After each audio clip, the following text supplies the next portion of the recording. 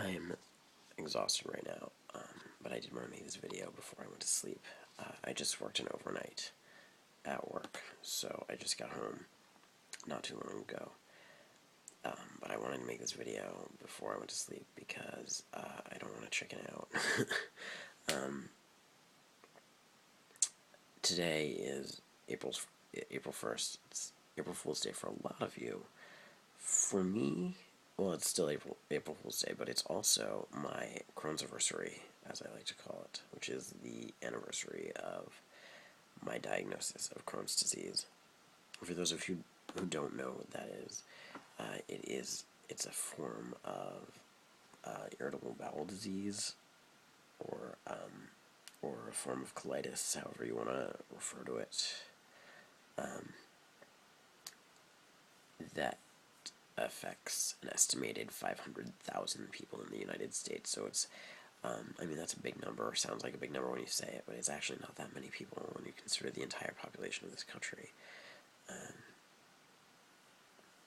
There's a few they know a lot about it, but it's not something they know everything about, and it's different in every case.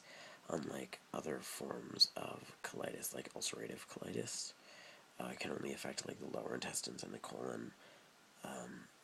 Crohn's disease can affect anywhere in your digestive tract from your mouth to the other end. So it's different for every person who has it. I'm going to share a little bit about my experiences with it. I was going to share more, but this is my fourth take, and I keep getting cut off. So we're not going to try that anymore, because I want to go to bed.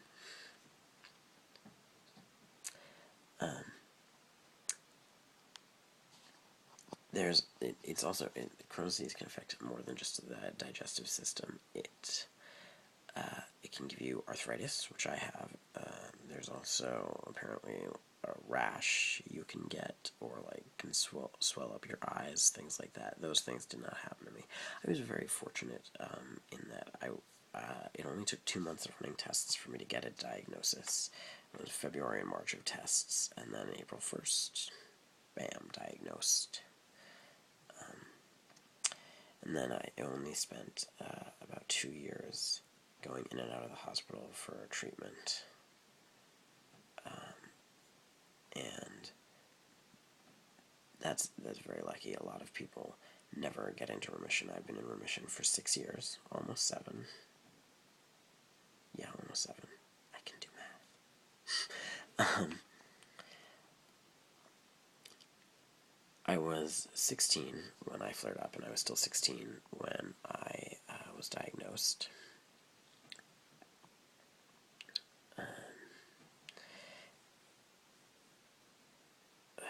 I spent a lot of time putting on like this brave face for my family when I was flaring up, and that's not a good idea in retrospect. If you're dealing with Crohn's disease right now, you don't have to be brave for anybody. You are in a terrifying situation, and anybody who is supporting you knows that. And sure, they'll be proud and amazed if you can smile and crack jokes. But if you're afraid, don't be afraid to be afraid. Does that make sense? Good. You don't have to be brave for anybody. You don't have to be the strong one. You're the one with all the ulcers. So, I think you're being strong enough. I had 7 ulcers and inflammation from my stomach all the way down through like the whole rest of my system, and I also had some issues with the lining in my esophagus. It was like everything was like shot.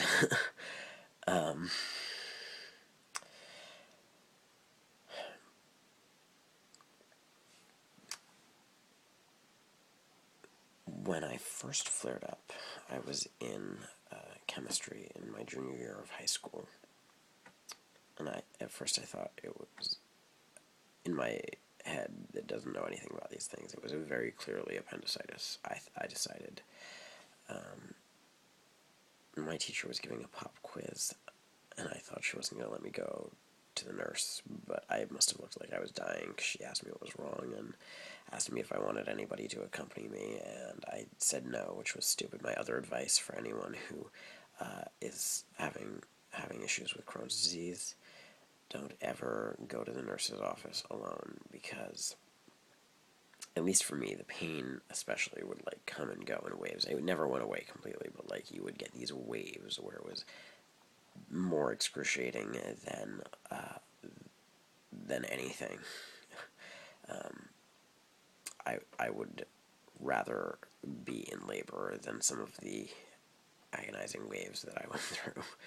And since you never know when one of those waves is going to hit, and you can pass out or anything like that, you really should never be by yourself, actually, unless you're somewhere very, very safe. But do not at school go to the nurse's office alone, especially if you're on the third floor and the nurse's office is on the first floor. I was fortunate not to pass out, but I did have to like slump against the wall after about 4 feet outside the door of the classroom and slide into the nurse's office.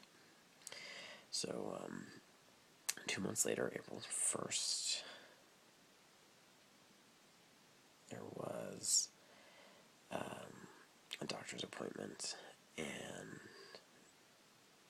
my dad and I went. My mom was in Arizona visiting her sister. They talked to us about what Crohn's disease is and how to treat it, and they started me on some medications.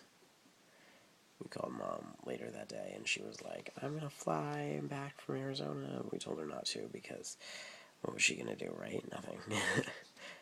So we thought, enjoy your vacation with your sister, right? They also had me meet with a nutritionist, because that's very important. Diet is very important for treating Crohn's disease. Not just because certain foods can make it worse and certain foods can make it better, and that's different for everybody as well. But also because you have to eat like 2 or 3 times more calories than the average American eats in order just to keep your weight. Because one of the biggest things about Crohn's disease is you lose weight like so fast. I got down to 84 pounds, which I think is a third grader. And that's scary.